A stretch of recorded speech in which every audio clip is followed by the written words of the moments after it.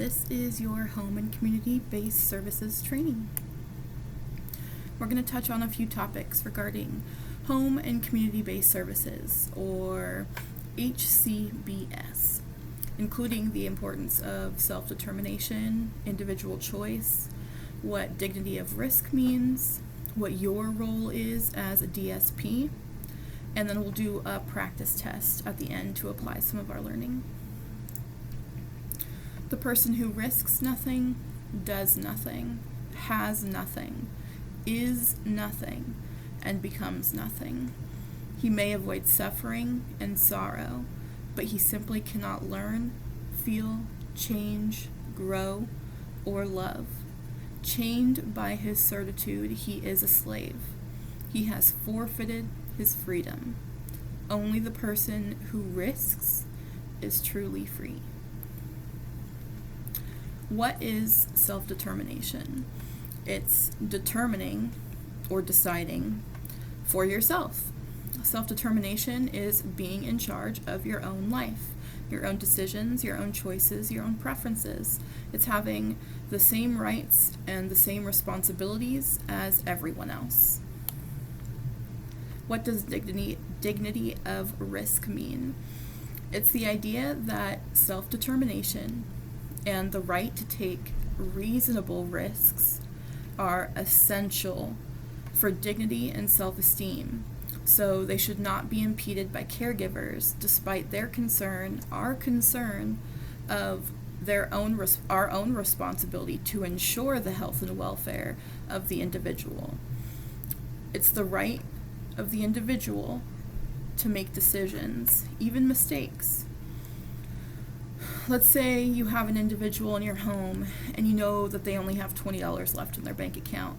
You know this because you help them budget since it's a support activity for one of their ISP outcomes. The individual has a bill coming in for $19 tomorrow, but they want to buy something at the store for $10 right now. You know, and they know, that they will not be paid again for 3 days. This is risky.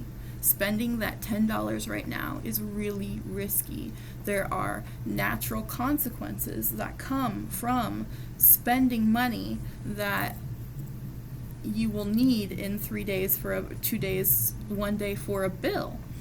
So this is risky and likely not something that you or I would do, even if it was something that we really, really wanted.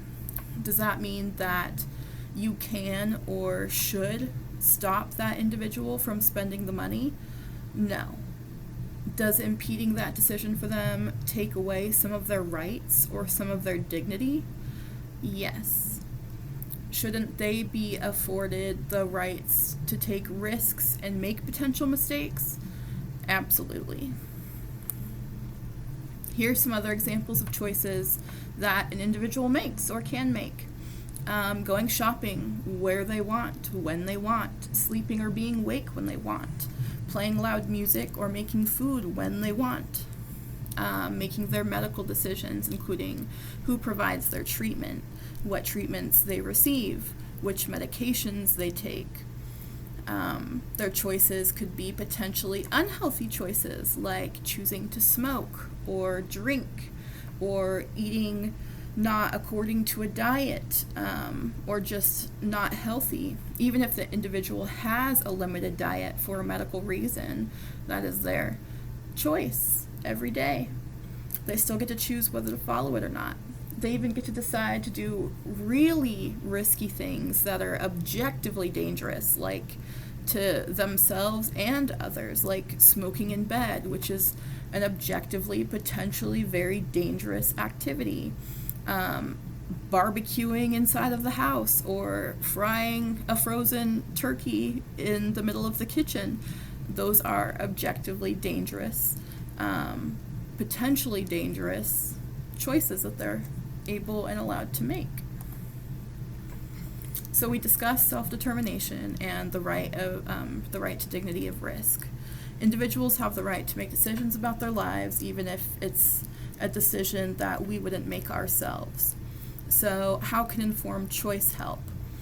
How can we support choice for individuals? How do we ensure that we're giving them the ability to reach for what is important to them, and also considering what is important for them to remain safe and healthy?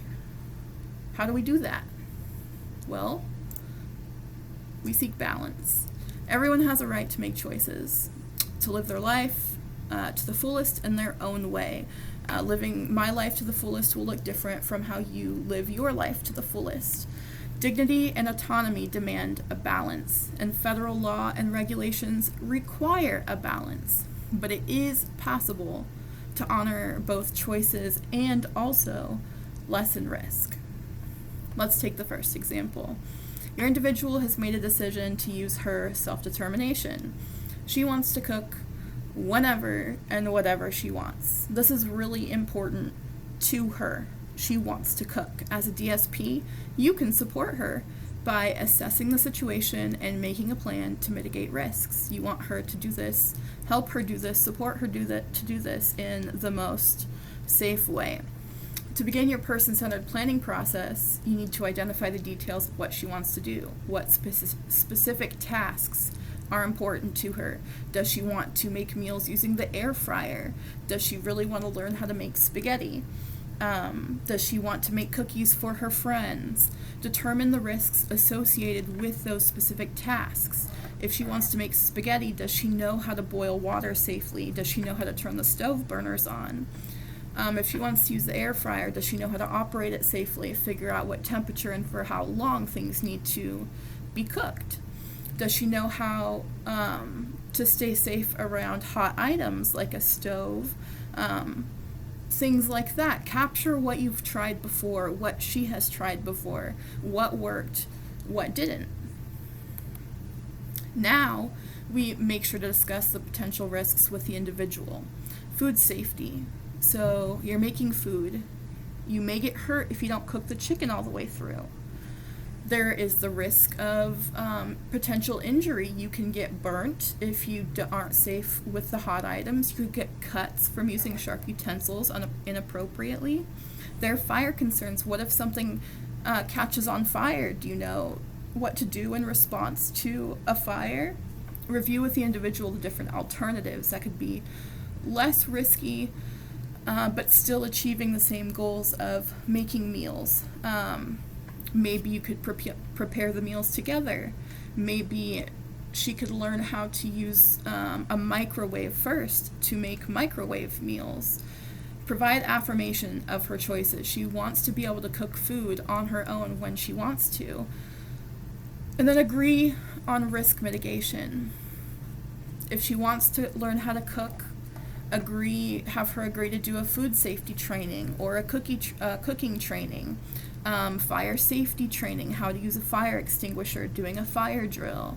From here, it's your role to provide ongoing education and reminders, monitoring, and planning. Second example. Same individual. She's going to use her self-determination again. She's decided she wants to travel independently into the community whenever and wherever she wants. I know, take a deep breath. We can plan to mitigate these risks that are already running through your head. Remember step 1, talk to her.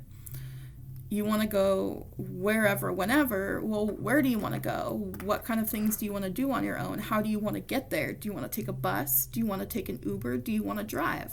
What does you traveling on your own whenever, wherever look like? What does she need to be successful in transporting herself and getting around on her own? What does she need in order to be successful? What's important to her? Is having a phone on her for calling in case of an emergency or if she gets lost? Is having a bus pass important because she needs to get around on the bus? What things are important for her to get to where she wants to go? Determine the risks involved. She could get lost. She could be exploited by going into a shop and being sold things that she doesn't need. She could be robbed. She could get hurt by not practicing safety in the community. talk it over and see what has already been attempted. What have you guys tried? What worked? What didn't? Can she call an Uber?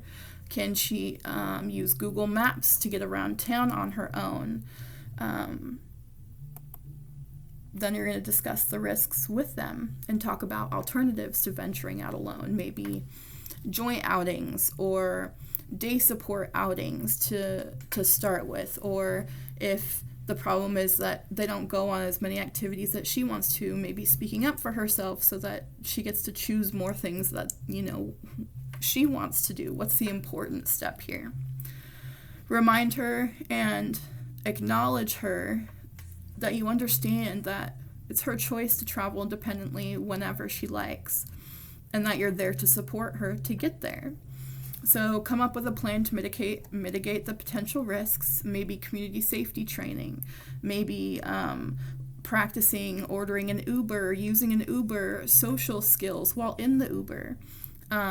Ensure that they can respond appropriately in situations where they may be taken advantage of. This is a really great way to engage in person-centered planning. We made a balance of what was important to them, learning how to travel, and then the importance of, or a balance of what was important to them and what was important for them, which is staying safe. So the individual exercises their self-determination and makes an informed choice about the risks. We're going to take a quick test. We're going to zoom through these. Just a practice test. Let's apply your knowledge. What does HBCS stand for? Home and community-based services. Pam is diabetic. She likes to eat cookies and soda daily. Staff is responsible for monitoring her sugar intake and with managing her diet. On this day, Pam wanted her normal cookies and soda, but she also wanted to eat the Snickers bar and barbecue chips she purchased earlier that day. What should staff do?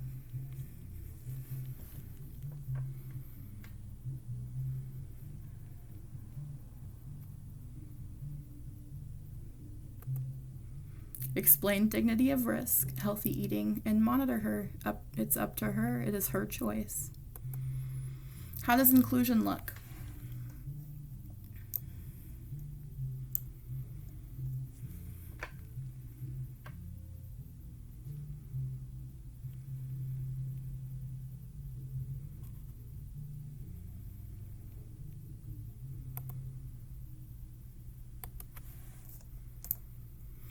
Anna creates a calendar of places she wants to go for the week so that she can go to the mall and meet her friends. That's what inclusion looks like.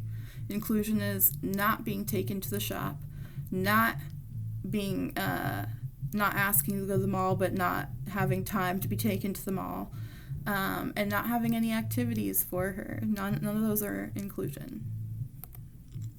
Bobby wants to have his friend over for the Super Bowl. How can he be supported best?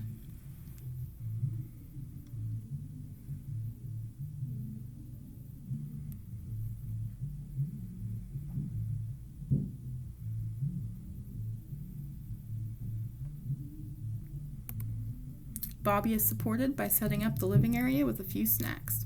He wants friends over, he can have friends over. Sarah is not able to communicate verbally, but she is able to communicate using pictures. She likes to watch the news and she wants to vote. How do you best assist her?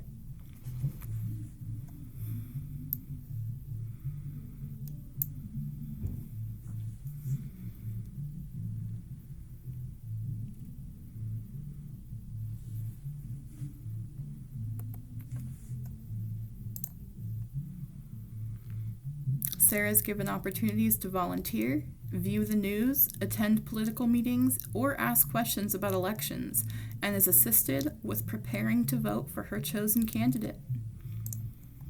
Donnie wants to attend college. How can he be best supported?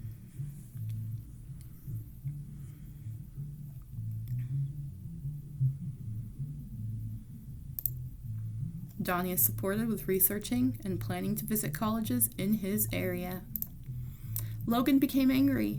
He started to throw items around and he lunged towards staff. Staff's best response is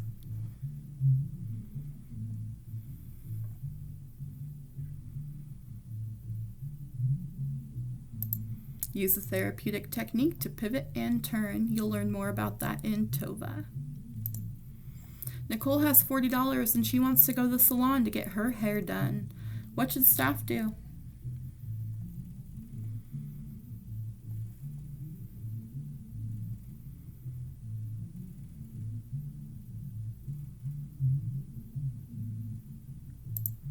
Help Nicole research places that will meet her budget and assist her with scheduling her hair appointment.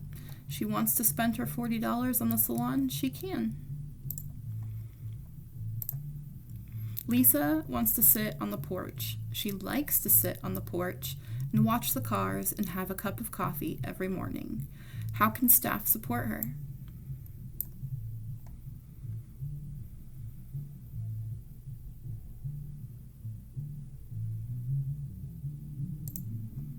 Lisa is assisted with making her coffee, to take outside, to sit. How can staff implement Hcbs, home and community-based services?